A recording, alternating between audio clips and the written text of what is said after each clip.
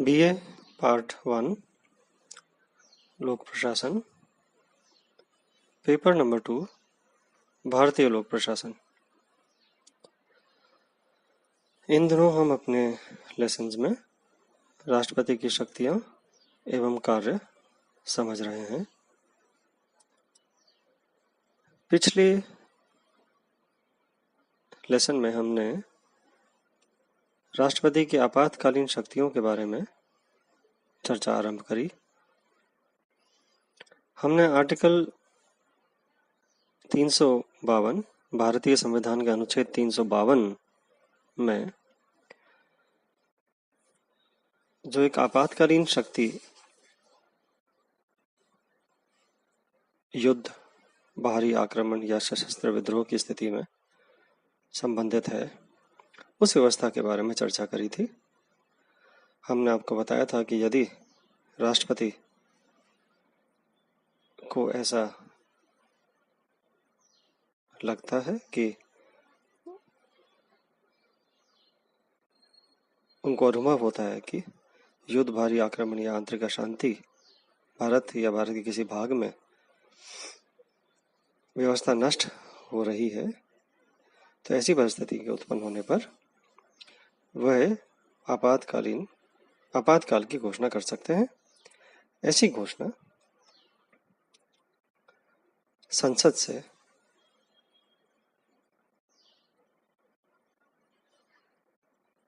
पारित करी जाएगी, लेकिन उससे पहले जब वो घोषणा होती है तो जो 44वां संशोधन 1979 में लाया गया, उसके अंतर्गत जो परिवर्तन किए गए, उसके पश्चात यह स्थिति है कि आर्टिकल 352 की आपातकाल की घोषणा मंत्रिमंडल के सभी सदस्यों द्वारा एक लिखित परामर्श के द्वारा उनको राष्ट्रपति को दी जाएगी।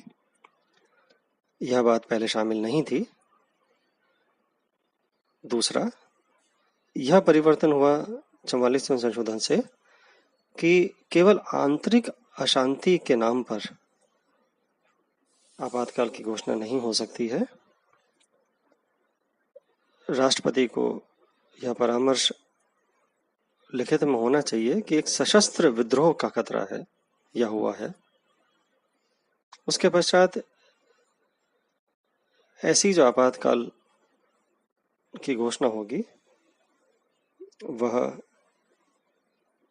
दोनों सदनों से, एक माह के अंदर दोनों सदनों से, लोकसभा एवं राज्यसभा दोनों जगह से 2/3 बहुमत से पारित करी जाएगी।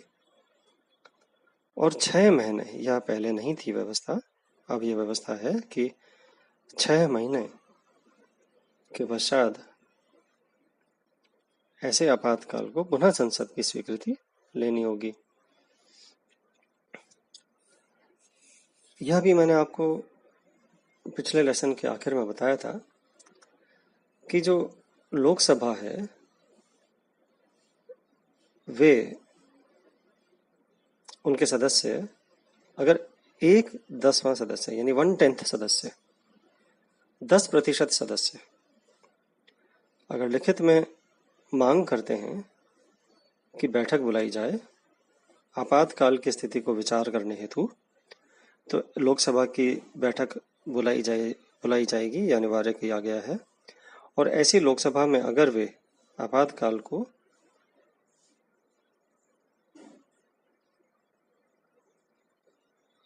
को अगर वो समाप्त करना चाहें तो समाप्त करने की अनुशंसा पे वोट किया जाएगा। और साधारण बहुमत से, केवल साधारण बहुमत से अगर ऐसा वो समाप्त करने का प्रस्ताव पारित कर लेते हैं तो आपातकाल उसी समय से समाप्त माना जाएगा।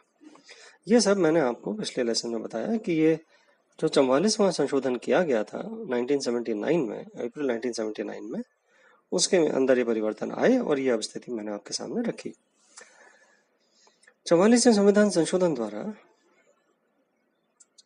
एक और बात करी गई कि जो 38वां संवैधानिक संशोधन था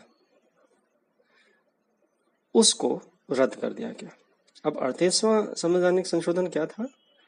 इसमें व्यवस्था की गई थी 38वें में कि राष्ट्रपति द्वारा 352वें अनुच्छेद के अंतर्गत की गई संकटकालीन घोषणा को न्यायालय में चुनौती नहीं दी जा सकेगी। यानी जब राष्ट्रपति द्वारा लागू की गई जो आपातकाल की घोषणा है वो न्याय योग्य नहीं होगी, जस्टिशिएबल नहीं होगी, कोई उसे चुनौती नहीं दे सकेगा कोर्ट में, सुप्रीम कोर्ट में, कि यह आपातकाल गलत लगाया गया है, इसका आधार गलत है, या कोई भी उसकी बात न्यायालय के अंदर चुनौती नहीं दी जा सकती है। यह 38वां संशोधन था।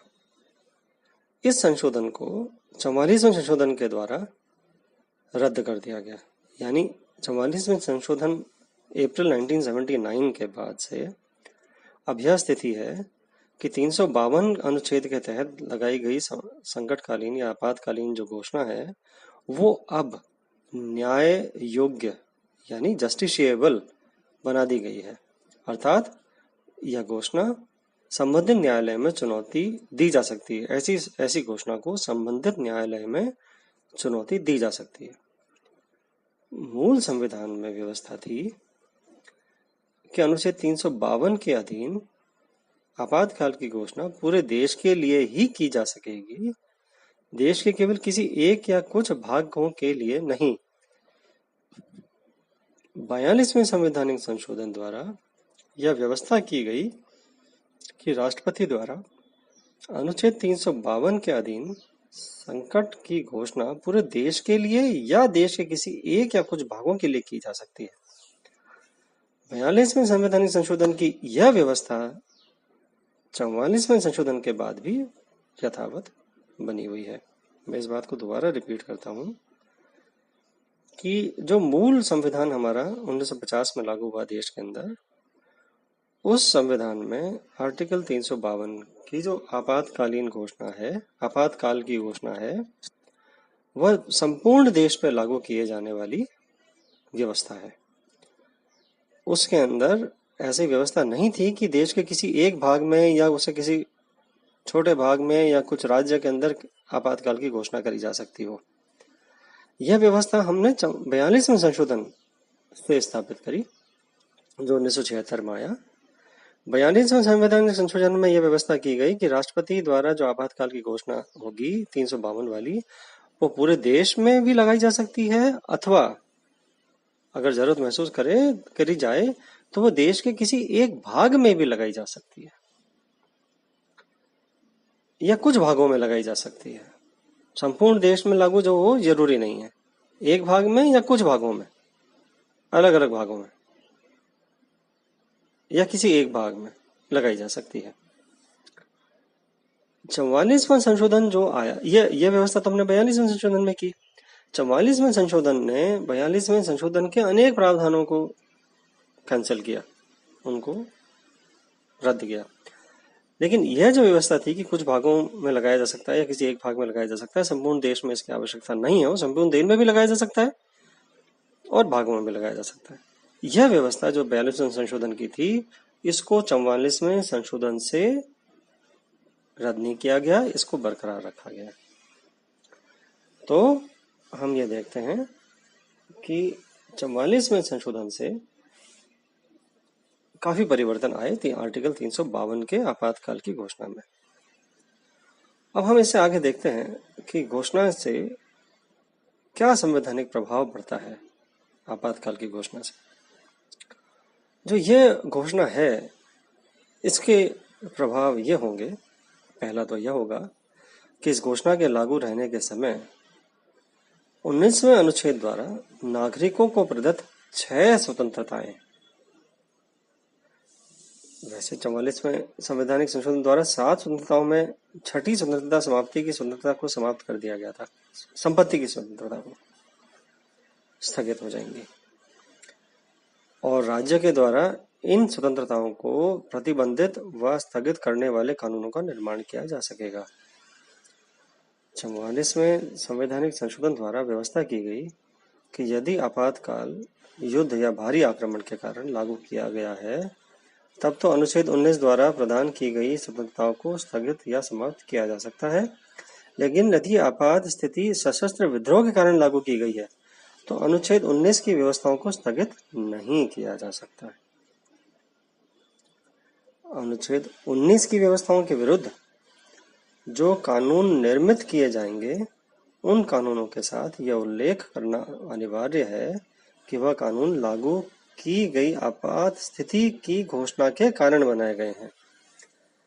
आपात स्थिति की समाप्ति के पश्चात ऐसे कानून तत्काल ही समाप्त हो जाएंगे। मैं इस बात को थोड़ा सा प्रकाश डालना चाहता हूँ आपके समझने के लिए कि अगर यह आपातकाल घोषित होता है 352 वाला, तो इस घोषणा के लागू होने पे 19वें अनुच्छेद जो हमारा स्वतंत्रताओं को स्थापित करने वाला अनुच्छेद है उसको यह सस्पेंड कर देता है। देखिए, इसमें यह है कि जो आपकी आर्टिकल 19 में जो फ्रीडम्स दी गई हैं उन फ्रीडम्स को सस्पेंड किया हो जाएंगी, वो फ्रीडम सस्पेंड हो जाएंगे और राज्यों के द्वारा मतलब जो स्टेट है वो इन स्वतंत्रताओं को प्रतिबंधित या स्थगित करने वाले कानूनों का निर्माण कर सकेगा। अब ये जो ऐसे जो कानून निर्माण होंगे इन स्वतंत्रताओं को स्थगित करने के, प्रतिबंध उसको करने के, वो उनके कानून निर्माण के समय ये साइड में उनके उल्लेखित किया जाएगा कि भाई ये आर्टिकल 352 की जो आपातकाल की घोषणा हुई है उसके कारण ये कानून बनाया जा रहा है जिसके तहत ये स्वतंत्रताएं समाप्त की जा रही हैं। और फिर यह भी उसमें फिर तय रहेगा कि जैसे ही आपातकाल समाप्त होता है ये स्वतंत्रताएं वापस स्थापित हो जाएंगी, यानी ये जो कानून बनेंगे उनको स्थगित करने के वह स्वतः समाप्त हो जाएंगे। ये उसी दौरान रहेंगे लागू जब तक आपातकाल की स्थिति लागू रहती है। तो 44वें संशोधन में व्यवस्था की गई कि यदि आपातकाल युद्ध या भारी आक्रमण के कारण लागू किया जाता है तब तो अनुच्छेद 19 के द्वारा जो प्रदान की गई स्वतंत्रताएं हैं उनको समाप्त या स्थगित किया जा सकता है। लेकिन अगर यह केवल सशस्त्र विद्रोह के कारण लागू की गई है, आर्टिकल 352 की आपातकाल सशस्त्र विद्रोह के कारण अगर केवल उसके कारण लगाई गई है तो 19 के जो अनुच्छेद 19 की जो व्यवस्थाएं हैं, जो हमें स्वतंत्रताएं हैं, वो स्थगित नहीं की जा सकेंगी। यह एक बड़ा प्रभाव है जो हम आपातकाल की घोषणा के साथ देखते हैं। दूसरा, मूल संविधान में व्यवस्था थी कि राष्ट्रपति आदेश द्वारा अनुच्छेद 32 में वर्णित संवैधानिक उपचारों के अधिकार को भी स्थगित कर सकता है। अर्थात संकट काल में नागरिक अपने मौलिक अधिकारों की रक्षा के लिए न्यायालय की शरण नहीं ले सकेंगे। 44वें संवैधानिक संशोधन के आधार पर व्यवस्था की गई कि आपातकाल में भी जीवन और शारीरिक स्वाधीनता के अधिकार को समाप्त या सीमित नहीं किया जा सकता है, लेकिन इसके अतिरिक्त अन्य अधिकारों की रक्षा के लिए नागरिक न्यायालय की शरण नहीं ले सकते। एक्चुअली जो राइट टू लाइफ था, राइट टू लाइफ, जीने का अधिकार, उसको भी स्थापित करने के लिए कोई कोर्ट में नहीं जा सकेगा, यह व्यवस्था थी। यानी किसी का भी जीवन संकट में आता है आपातकाल के कारण या राज्य के किसी एक्शन के कारण, तो कोई न्यायालय नहीं जा सकेगा अपने जीवन को की रक्षा करने के की अधिकार को स्थापित करने के लिए। यह पहले व्यवस्था थी, लेकिन 44वें संशोधन से 44th अमेंडमेंट से 1979 में यह परिवर्तित की गई और यह स्थापित किया गया कि आपातकाल में भी जीवन और शारीरिक स्वाधीनता के अधिकार को समाप्त या सीमित नहीं किया जा सकेगा और इसके लिए हम न्यायालय की शरण ले सकेंगे। बाकी सब जो अधिकार हैं उनकी रक्षा के लिए नागरिक न्यायालय की शरण नहीं ले पाएंगे। ये जो हमें अधिकार थे वो आर्टिकल 32 में केंद्र सरकार के संबंध में, सुप्रीम कोर्ट के संबंध में, और आर्टिकल 223 राज्यों के संबंध में वर्णित थे। यह मैंने आपको बताया। तीसरी बात, संसद को संपूर्ण भारत अथवा उसके किसी भी क्षेत्र के लिए सभी विषयों अर्थात राज्य सूची में दिए गए विषय पर भी कानून बनाने की शक्ति प्राप्त हो जाएगी। और यदि राज्य में कोई कानून संघीय कानून के विरोधी हो तो वे विरोध की सीमा तक अमान्य होंगे। राज्य सूची के संबंध में संघ द्वारा निर्मित ये कानून उद्घोषणा की समाप्ति के 6 महीने बाद प्रभावी नहीं रहेंगे। देखिए, एक प्रभाव यह और आता है आपातकाल के घोषणा से कि जब आपातकाल लागू होगा तो संघ सूची के अलावा संसद जो है वो राज्य सूची में भी दिए गए विषयों को ऊपर कानून बनाने की शक्ति प्राप्त कर लेंगे। और जहां भी जिन भी राज्यों के अंदर ऐसा कोई कानून होगा जो संघीय कानून के विरोध में आएगा तो वो जिस सीमा तक संघ के कानून का में विरोध में आता है उस सीमा तक वो समाप्त अमान्य हो जाएगा। और यह जो राज्य सूची के संबंध में संघ द्वारा निर्मित ये कानून उद्घोषणा की जो समाप्ति है वो 6 महीने बाद प्रभावी नहीं रहेंगे। यानी केंद्र सरकार के पास व्यापक शक्तियां आ जाती हैं। आर्टिकल 352 की उद्घोषणा के बाद केंद्र सरकार संघ ही नहीं राज्य सूची के अंदर भी कानून बना सकते हैं। यह एक उसका बड़ा प्रभाव है। अगला प्रभाव यह है कि संघ की कार्यपालिका को यह शक्ति मिल जाएगी कि वह राज्यों की कार्यपालिकाओं को निर्देश दे सकें कि वे अपनी कार्यपालिका शक्ति का प्रयोग किस प्रकार करेंगे। यानी केंद्र सरकार राज्य सरकारों को निर्देश देना आरंभ कर सकती हैं कि राज्य सरकार अपनी कार्यपालिका शक्ति को कैसे निर्वहन करे। यह एक बड़ी बात है। इससे जो फेडरलिज्म है वो सस्पेंड हो जाता है। जो फेडरलिज्म, जो संघवाद हमारे देश के अंदर है उसकी शक्ति विड्रॉ हो जाती है। देश के अंदर केंद्रीय जो सरकार है वो राज्यों को भी निर्देश देने लायक बन जाती है। तो संघीय कार्यपालिका को यह शक्ति मिल जाती है कि वह राज्यों की कार्यपालिका को निर्देश दे सकें कि वे अपने कार्यपालिका शक्ति का प्रयोग किस प्रकार करेंगे। और एक यह बात भी होती है कि राष्ट्रपति आदेश द्वारा यह निर्देश दे सकता है कि संघ और राज्यों के बीच आय वितरण संबंधी सभी या कोई भी उपबंध चालू वित्तीय वर्ष में उसके निर्देशानुसार संशोधित रहेंगे, परंतु ऐसा आदेश यथाशीघ्र सदन के दोनों सदनों के सामने रखा जाएगा।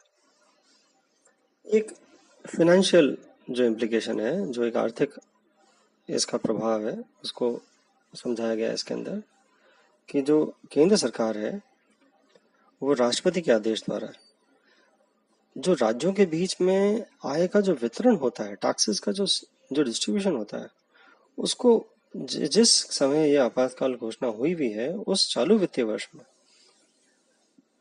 राष्ट्रपति के आदेशानुसार, निर्देशानुसार संशोधित रहेंगे। यानी राष्ट्रपति उसको संशोधित कर सकते हैं। लेकिन ऐसा जो भी फाइनेंशियल कोई निर्देश होगा वो यथाशीघ्र कभी जब भी जल्दी से जल्दी मौका पड़े उसको संसद के समक्ष पेश करना होगा और उस पर चर्चा होगी। यानी हम देखते हैं कि केंद्र सरकार के पास बहुत सारी शक्तियां आ जाती हैं जब अनुच्छेद 352 की घोषणा, आपातकाल की घोषणा राष्ट्रपति द्वारा की जाती है। ये जो प्रभाव है, संवैधानिक जो प्रभाव है, इनको बहुत ध्यान से पढ़ने की आवश्यकता है। और इन्हीं को जैसे हमारे 44वें संशोधन से उनके अंदर क्या परिवर्तन भी किए गए थे उनको भी अच्छी तरह से समझने की ज़रूरत है। इस चर्चा को हम अगले लेसन के अंदर दोबारा करेंगे। आज के लिए इतना ही। धन्यवाद।